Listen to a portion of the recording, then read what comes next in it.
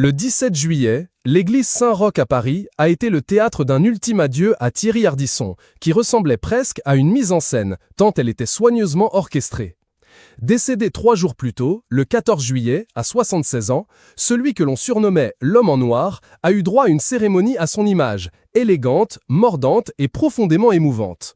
Ce dernier hommage, pensé comme un véritable show, a été préparé dans les moindres détails par sa compagne Audrey Crespo-Mara. À l'entrée, la journaliste recevait personnellement chaque invité avec une rare délicatesse. Poignée de main, regard appuyé, quelques mots doux ou un baiser. Rien n'a échappé aux témoins présents. Tous ont perçu la sincérité et la force de ce moment. Et bien sûr, son ami de toujours, Laurent Baffie, était là. Fidèle au poste, il a glissé sa touche d'humour piquant en guise de clin d'œil final. Laurent Baffie a tenté d'apporter un peu de légèreté à son ami et ancien complice télévisuel.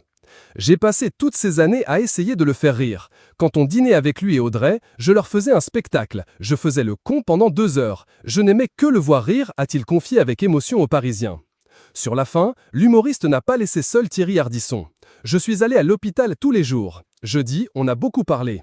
Il gardait un peu d'espoir. Il parlait de la maison qu'il venait d'acheter dans le sud. Et puis, ça s'est aggravé. Jusqu'au moment où la réalité est tombée. Le coup de massue, ça a été mercredi, quand on a compris que c'était une question de jours. Très ému, Laurent Baffie confie sur RTL « Ce n'est pas une page qui se tourne, c'est un mur porteur qui s'écroule ». Ce dernier adieu, minutieusement orchestré par l'homme en noir, a mêlé émotion et légèreté, fidèle à l'esprit de l'animateur. Mais c'est surtout l'intervention de son complice de toujours, Laurent Baffie, qui a marqué les esprits. Si le célèbre sniper de Tout le monde en parlait, et n'a pas pu retenir ses larmes durant la cérémonie, il a créé la surprise en fin d'hommage devant le cercueil.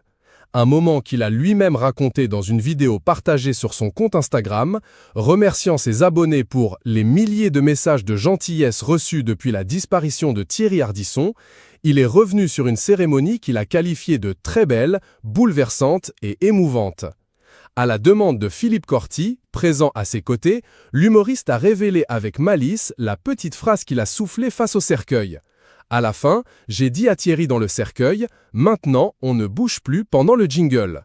Une réplique culte pour les fans de l'émission qui sonne comme un ultime clin d'œil, empreint d'affection et d'humour noir.